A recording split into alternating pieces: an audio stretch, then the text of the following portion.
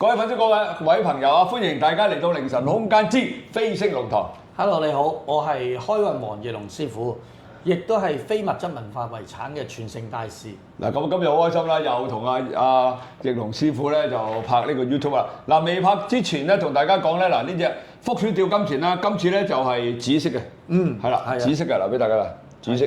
係。咁咧又翻咗貨啦，啊！之前嗰啲又冇晒啦，上一批嗰盒就冇晒啦。哦，因為多謝啲粉絲先啦。因為啲粉絲咧，佢請咗翻去咧，有啲留言咧就話真係財運啦、人緣啦，因為佢哋睇咗我哋之前嗰兩集介紹過呢個福鼠吊金錢啦，同埋出邊坊間有冇得賣咧？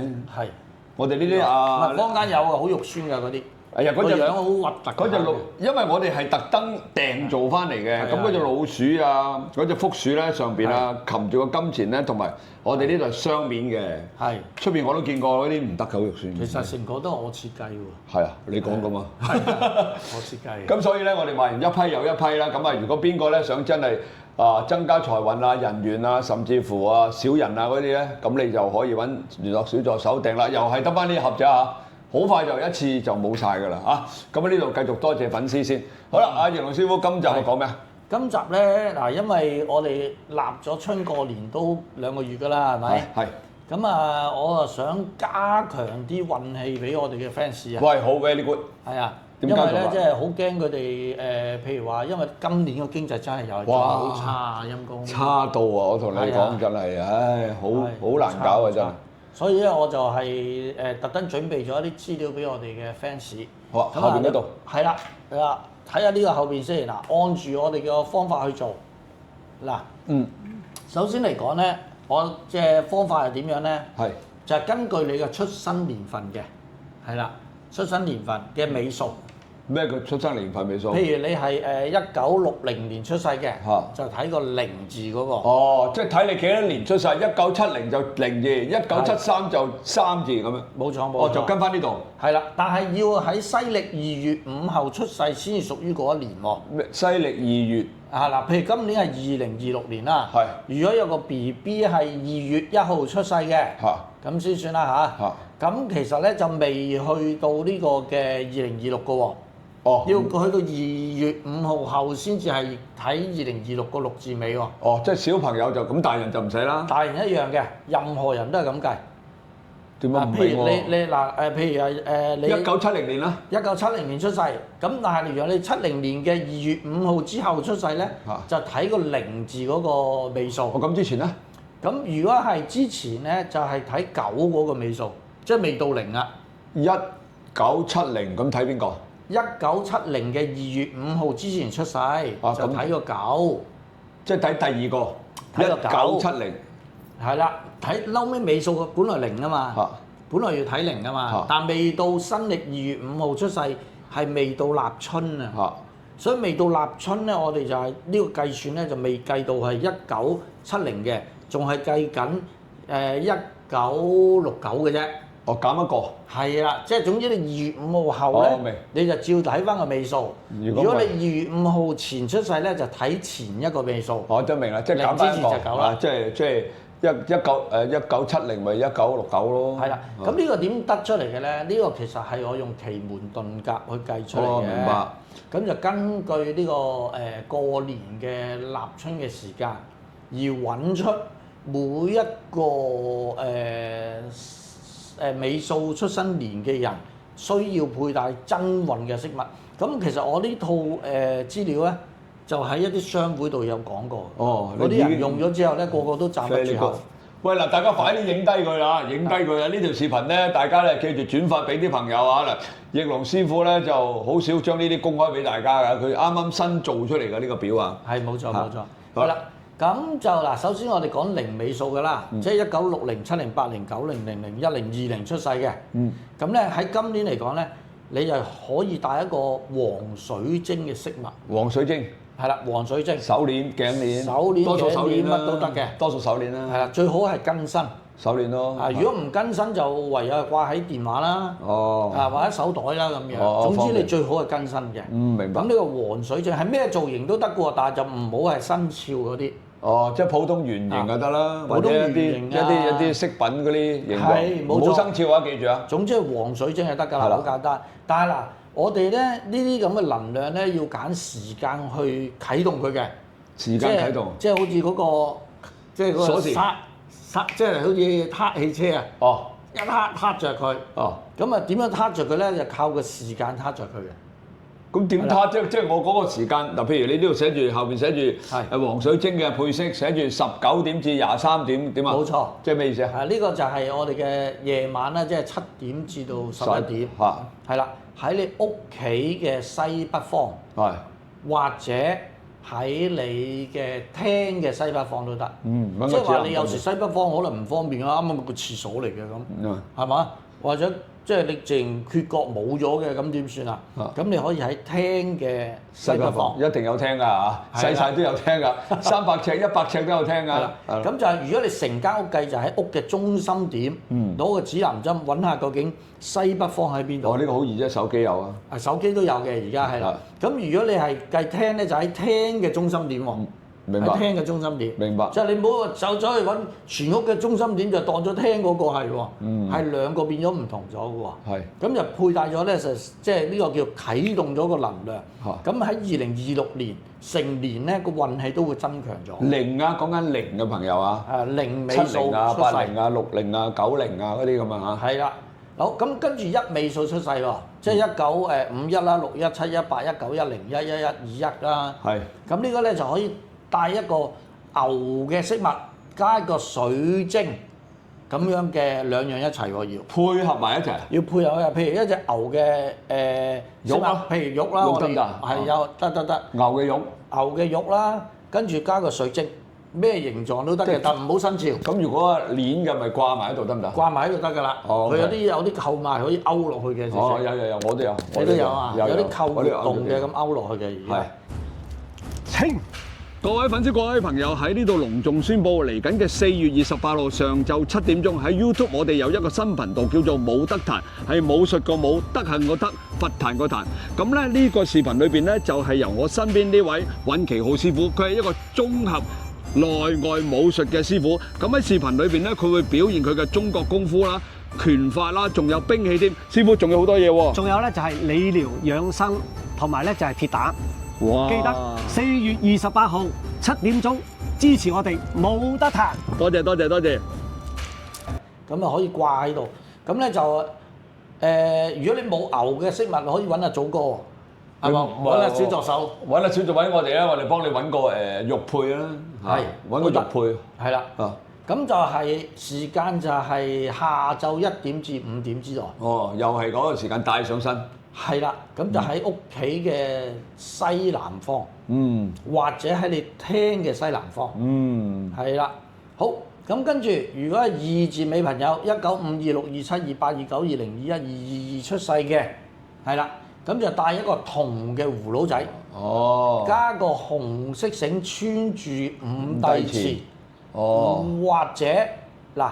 其實呢3樣嘢係其中一樣都得嘅喎。哦，唔使3樣帶晒。唔使3樣帶晒冇大抽咯，係嘛？譬如有啲人話我唔中意帶葫蘆啊，唔中意用白水晶柱，咁就可以用5帝錢紅繩穿住，你可以掛喺嗰啲手袋嗰度咯。哦，我哋有我哋有得開光嘅。係我哋有開光嘅5帝錢。係。即係攞喺手機咪得咯。係。手機，哇！手機唔好大抽咯，唔得，5帝錢好大抽。咁你5帝錢咁點帶啊？手袋啊嗰啲咯。哦，手袋，擺喺手袋啦。或者車匙嗰啲都啦。都得。嗱，如果你用銅葫蘆仔有啲好細個嘅喎，咁大嘅，一手指頭咁。我哋都有，咁大隻嘅。揾小助手有，我哋都有。咁咧，銅葫蘆仔加呢個白水晶柱即係其中一樣，或者白水晶柱，有啲人咪中意攬起身嘅。我知邊啲白水晶柱，我哋都有。總之你揾小助手，全部有晒。係。咁嗱嘅時間就係。即係上午11點至到中午後嘅1點。你喺南位。喺南面。哦，明白。係啦，再落去3字尾嘅朋友，195363738393031323，就黃水晶嘅飾物。咦，同0一樣喎？係冇錯，同齡一樣。但係呢個就唔好動物嗰啲嘅造型就得㗎啦。即係唔好動物，唔好12生肖。你得意嗰啲都得嘅，譬如可能你話我中意加菲貓咁都得嘅。總之唔好12生肖嘅動物。係冇錯冇錯。咁咧就係夜晚嘅7點至到11點，同齡一樣，西北方同齡一樣，係啦。好，再落去4字尾5、4、6、4、7、4、8、4、9、4、0、4、1、4、2、4，咁就又係同呢個2嘅一樣。狗造型嘅配飾。係唔係？我4葫蘆。我4 ，sorry。哦，同2一樣，同2一樣。同葫蘆或者紅色繩穿住五帝錢或者白水晶，其實最好係南米身。係啦，咁就係南方。係啦。係中午嘅11點至到1點。係啦，同2一樣啊。係啦，嗱，咁其實呢個咧，我哋就係會講緊係有啲要求嘅喎。咩要求？點樣帶落有要求嘅喎？嚇，點帶？係所以要唔係有要求嘅，我一陣間再解釋俾大家聽。好。所以睇到嬲尾我會解釋嘅。好好好。好唔好啊？嗱，大家唔好離開啊！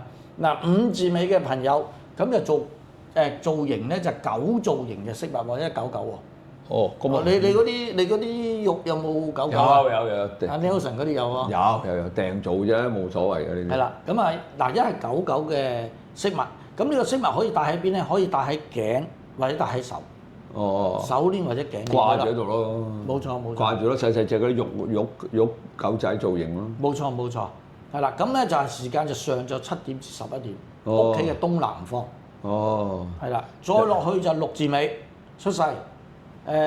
大象造型，豬或者豬嘅造型，豬就易揾啲啦。粉紅色喎，豬要係喎，要粉。豬粉紅色就難揾喎，豬粉紅色。呢個可能要揾啲嗰啲叫咩啊？有種石頭叫咩啊？粉晶咯，粉晶。豬仔嘅粉晶或者大象嘅粉晶咯。哦。係啊，或者其他啦。兩個都要粉紅色喎。大象或者豬都係要粉紅色。哇！呢啲要訂做喎，我諗呢啲少有。你揾小助手啦，幫你訂做。係啦，就下晝5點至到7點。哦。屋企嘅西面。西面。帶上去。咁呢個係配飾，即係手鏈又得，頸鏈又得啦。冇錯冇錯。或者你一個玉嘅扣啊，或者一個咩粉晶啊咁樣，一個公仔咁樣扣住咁咪得。冇錯。其實我每年咧都有好多人問我奇門遁甲嗰啲嘅點樣增加運程。其實奇門遁甲每年可以有啲嘢擺喺屋企增加運程嘅。不過，因為今年咧嗰個商會叫我提供資料咧太遲啦。哦。所以咧。就過咗個立春嘅時間啦，已經。喂，你頭先講嗰個過咗新年時間，唔係過咗立春時間。你講嗰個係西歷定係唐歷嚟㗎？2月5號之後喎。西歷。哦，西歷。西歷。咁啊，易記啲。西歷。O.K. 呢度有嘅西歷嚟嘅。得。O.K. 呢個西歷嚇。好，跟住第7。第七就係文昌筆或者一個。啷。哦，呢個易，啷好易啫，啷。係，啷好易嘅啫。文昌筆都易。我哋之前有啲文昌玉嘅筆㗎。其實文昌玉嘅筆又有啦，有啲木嘅咁細條都有。唔係玉靚啲啦。玉掛喺度。通天下地力量大啲。係啦，木就因為容易污糟。你都好難揾啦，賣晒都冇人做。我之前都賣晒咯。之前我有。你得嗰幾支啫嘛，賣咗都冇人再做㗎啦呢啲。問水咯，你話再有冇要再揾咯。唔係因為你要特別做好貴嘅。特別做梗係貴啦。人哋做開先至可以賣到幾百蚊咁平㗎咋？唔係，我有機會嘅，唔緊要啦，揾小助手。係啊，揾小助手幫你睇下有冇玉嘅文昌筆。係啊，嗱，如果小朋友最好帶文昌筆啦，係咪？聽住啊，小朋友啊，女仔最好帶啷啦。因為行嘅路增加嘅，招多啲姻緣係嘛？戴手鏈咯，戴手鏈啦。冇錯，咁就係上晝5點至7點喎。哦，屋企嘅東邊或者廳嘅東邊。帶上身，等陣再講點樣帶啊。冇錯，記住睇到未啊？有要求㗎。好，8字尾出世朋友，即係5、8、6、8、7、8、8、8、9、8咁8字尾啦。黑色大笨象飾物啊！我真係有嗰個商會有個客即刻 show 俾我睇喎。哦，咁啱。唔係佢特登走去買嘅。哦。即係佢聽完我講之後走去買嘅。我唔知佢邊度買，一個男士嚟嘅，黑色大笨象飾物加個啷。哦。就兩樣一齊。佢扣住咯。扣住喺度，佢就俾我睇，所以我知道原來可以扣得住嘅。咁醒目啊！係啦，咁我諗佢係黑曜石嚟㗎嗰嚿。黑曜石好多嘅。係啊。唔爛嘅黑曜石。啊。咁啊，墨玉得唔得㗎？其實。墨玉都得，咪好貴啊嘛，大佬。貴喎，好貴喎。墨玉啊貴咯，咪我冇幾千蚊你都冇諗。係啊，嗱，呢如果想平啲就黑曜石嗰啲咪平咯。係啊，係嘛？淘寶都有㗎啦，不過嗱翻嚟要做功夫嘅，唔係就咁帶落去嘅。講埋第9先。好啦，咁就呢個係夜晚黑嘅11點至1點。哇！凌晨 OK。係啦，喺屋企嘅北面帶上去。第九咧？第9字尾嘅，即係5、9、6、9、7、9、8、9啊，咁9字尾嘅朋友出世嘅人，就帶一隻猴加隻羊喎，要2樣一齊去。2樣猴加羊。要猴加羊2樣喎，一隻唔得喎。玉嘅，總之玉啊、水晶啊、石啊嗰啲都得。都得，不過我自己就中意叫人帶玉嘅多啲。我都中意帶玉多啲。因為通天下地同埋保平安啦、心境平靜啦、辟邪啦咁樣。我都中意帶玉多啲。即係全部功效都係有晒。我成日抽玉嗰度都。係啊，你唔好以為水晶辟邪喎。玉先就係啊嘛。玉先係辟邪。玉勁啲啊嘛。係玉先係辟邪喎。咁啊手鏈頸鏈都得嘅，得唔得？得。好啦，咁啊呢個咧就中午下晝時間啦，就1點鐘至到3點鐘啦。咁屋嘅東北面或者北面。好，其實好簡單啫，揾個手機一睇就知道邊邊㗎啦。好易啫呢啲。好啦，嗱，點佩戴啊？點佩戴咧？嗱，買翻嚟首先咧，其實第一你就要去攞去個水喉嗰度沖水。聽住啦，沖乾淨。開住個水喉攞去沖。其實咧，我哋即係佛家咧就要念呢個6字大明咒。咁佢哋唔識念嘅。Om Mani Padme Hum。Om Mani Padme Hum。我上網抄。Om Mani Padme Hum。係啦，念幾多次啊？Om Mani Padme Hum，念9次。念9次。因為9係極數，喺中國嘅玄學嚟講咧，只有1至9嘅啫。去到9就歸翻1㗎啦，即係嗰個極數係9，即係話最大嘅數。咁啊產生一個最大嘅能量。明白。咁然後就抹乾淨佢啦，係咪？係啦。咁跟住咧，你啱時間嘅時候，想帶上身嘅時候，其實你又係念 Om Mani Padme Hum。Om Mani Padme Hum。但係今次咧，你念嘅時候揸住呢件飾物咧，就要打呢個無限嘅標誌。打橫嘅8字。冇錯，打橫嘅8字係啦。Om Mani Padme Hum，Om Mani Padme Hum，Om Mani Padme Hum，Om Mani Padme Hum 咁9次。9次。咁然後咧就即係個心諗住就係順利啦、平安啦，係嘛？即係樣嘢都好啦，咁就帶喺身。哦。嗱，咁啊有呢個咁嘅要求㗎嚇。即係首先要水淨化咗佢先，第二就要念6字大明咒。因為第三，如果你譬如話，唔得喎，師傅我都冇念好，我又唔得，唔乜嘢嘅。如果你同阿小助手請嗰啲玉器咧，咁我都會幫你開光嘅。係 OK，好冇？好嘅。啊，幫晒你就直接請翻就得啦。係，就都係，但係都要沖水。都係沖水嘅。因為始終你都個啲膠攞出嚟攞落啊，唔知咩人攞過啊咁樣。冇錯。你呢個就好好㗎，葉龍師傅。我想順帶一提咧，就係好多人咧，我哋譬如旅行咧，買好多舊嘢。其實買咗好多舊嘢翻嚟啦，即係有時你去過啲市集嗰啲城，咁好靚，價錢都好平。咁我哋買咗啲舊嘢翻嚟嘅時候咧，即係我唔知啦，只係不過裝飾嘢又好啦。咁我哋需唔需要做呢啲嘢？其實咧，我建議人哋唔好買咁多舊嘢。係啦，因為咧舊嘢好多時真係你古老嘢，你唔知佢之前發生過咩事嘅。好容易會有啲問題產生。我覺得衫褲就真係唔好買啦，衫褲鞋襪呢啲。衫褲鞋襪其實你着上身㗎嘛，大佬啊！係啊，其實一般人其實都好少買嘅。哇，唔係話日本好興喎。哇，你唔好話快啦。咩古着啊嘛叫做嗰啲。喂，我唔知大家知唔知？我嗰日喺大阪翻嚟啊嘛。咁佢有一隻牌子叫做 Aqua Custom。Aqua Custom 係乜嘢咧？佢就係淨係買乾濕褸嘅。係。我大約22年前喺中環，以前我做美國會所啊，有一次cocktail party 啊，即係嗰啲小點咧，即係飲紅酒飲白酒嗰啲發佈會咧，喺中環開一間新鋪。咁我都唔識㗎，個店員話俾我聽，我望一望啲乾濕褸，20幾年前喎，16,000幾蚊件。哦，哇！嗰啲古着啊嘛。唔係啊，新嗰啲啊，而家仲有㗎，叫 Aqua Custom 啊，Aqua Custom。咁好啦，我去到大阪。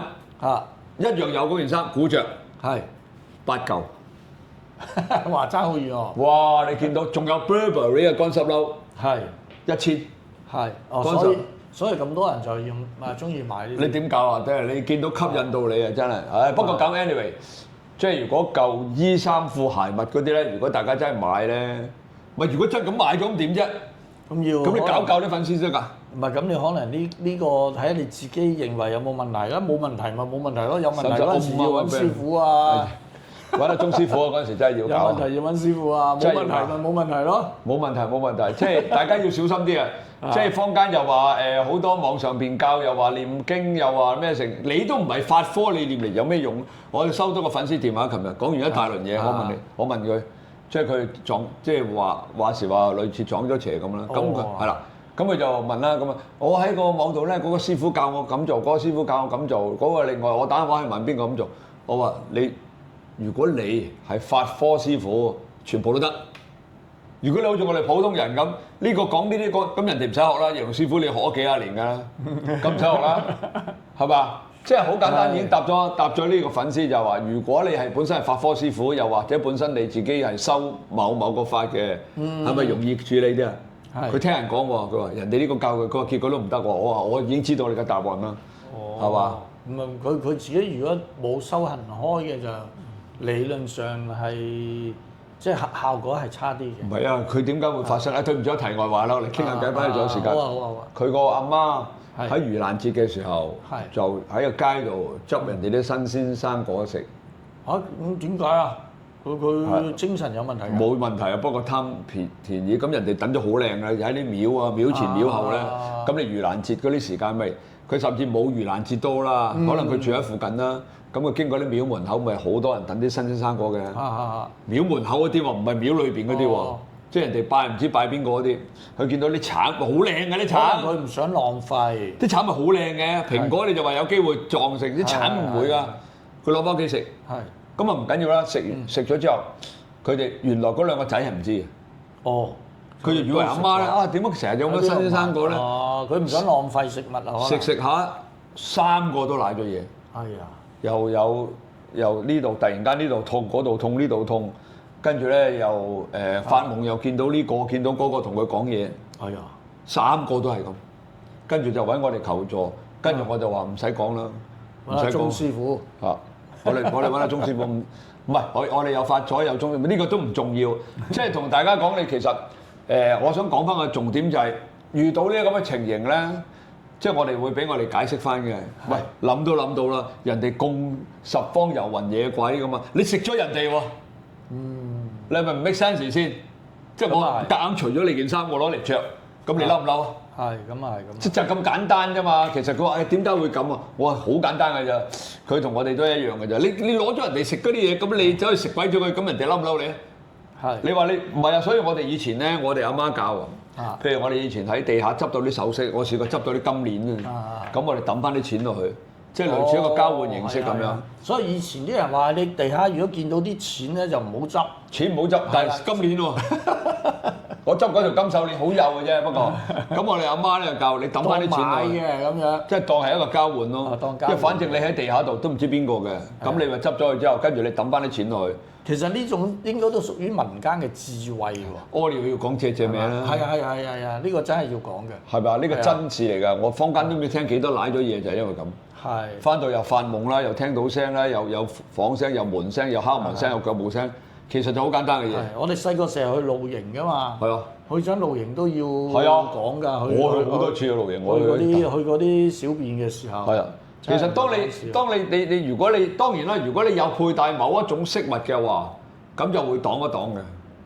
即係除非你真係冇辦法咧，走去踩落人哋嘅金塔 touch wood 嘅，咁冇得講啦，真係呢咁嚴重。唔好挑戰人啦。係啦，如果你話即係俗啲講句不知者不罪嘅情形下咧，如果有飾物咧，譬如我都帶住㗎，楊師傅，全部開晒光我呢啲。係。日日開晒光，我每一次去旅行我都帶住。所以去到邊度我都唔驚。喂，好啦，仲有冇啲補充啊？嗰啲留翻下集再講啦。好啦，咁我哋下一集仲有下一集講少少預告先。下一集啊，講下點樣提升你嘅事業運啦。因為而家啲經濟好差咧。透過啲乜嘢先？透過啲都係飾物嘅啫。飾物係啦。好啦，咁啊，大家記住睇下下一集啦。除咗呢個之外，再加埋另外嗰個咁樣嗰啲。再加埋落去。好，非常之好。好啦，咁呢集到呢度啊，記住我哋係凌晨空間之飛星龍堂，大家記住點讚、收藏、轉發，記住撳訂閱嗰度啊，記住啊，睇完我哋嘅視頻咧，要撳訂閱啦，唔該，多謝大家。好啦，呢集到呢度啦，拜拜。好，拜拜。